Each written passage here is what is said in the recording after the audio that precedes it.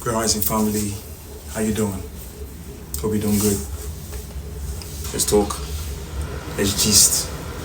Let's vibe. So today I want to talk about strength. I want to talk about how important it is to, you know, draw strength while you're on your journey of ancestral wisdom and cosmic downloads. While integrating with higher frequencies, it is important for you to draw strength also from those frequencies. What do I mean? Let's go. Once you're on the spiritual path, right? Once you're beginning to, integrate with higher frequencies, one thing will happen. You realize that people around you will not be able to relate to the kind of things you say anymore. And if you're not strong enough, you'll begin to think you're going crazy. And it is very easy to think you're going crazy when you're around people who don't match that frequency. This is why most times it will require isolation, because you might be saying things that people cannot relate to.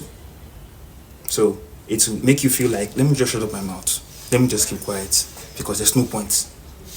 Don't keep quiet. You need to freely express your being without fear or worry of anybody's opinion about whatever it is you're experiencing.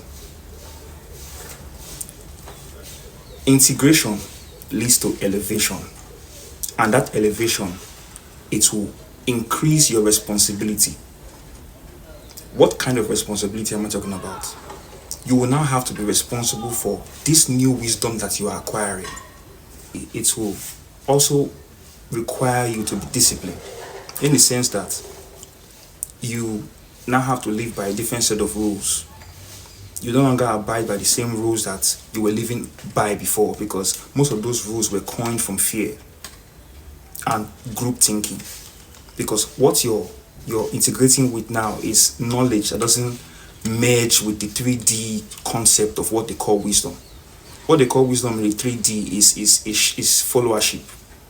If you are following Jesus, if you are on a particular path and everybody recognizes that path as this is the correct path, that means yes, you are correct. But the moment you start integrating with higher frequencies, you realize that what people call wisdom is actually foolishness. I'll give you an example. They say slap one cheek and turn the other cheek, right? You realize that this is just simply brainwashing. You slap my cheek, I will off your head. I'm not here to play with you. I'm not your friend. And even if I'm your friend, why are you slapping my cheek? If you really are my friend, you wouldn't do that to me. You will now begin to question certain things. And it's not because you are now mean. It's because you are now fair.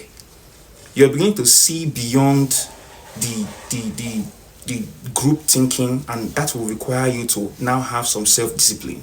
Because why? Because everybody else believes something doesn't mean you should go by that belief. And because your belief is different doesn't mean that something is wrong with you. Right? So in you knowing your new responsibility of this wisdom you've acquired, in you staying disciplined in that responsibility, that's what will now give you access to power. That self-power that you will now acquire is what you will use to navigate life. There's a parable in the Bible where they talk about the broad road that leads to destruction, and many are the ones walking in it. And then they say narrow paths, crooked and narrow paths, and few are the ones finding it, and that leads to everlasting life. You would realize that before, that everybody was agreeing with anything you were doing. You were on the broad path, and there are usually many people in there. The moment you start following that crooked, narrow path, people will begin to question you, interrogate you. And in staying disciplined to the wisdom that you have acquired, it will require strength. Because that strength, it will eventually lead you to your own power, your self-power, your ancestral power. And when you're connecting with your ancestors, there's one thing you gotta know. There's nothing that has good part, doesn't have bad part. Yin and yang, masculine and feminine, balance is a thing. It's key, right? So when you want to tap into the wisdom of your ancestors, you want to honor them, you want them to talk to you, you want them to guide you, to protect you. Also know that you will tap into their rage, their anger, things they don't agree with. And that rage, most times, it can lead you to tears when you see how dumb people are being about certain things.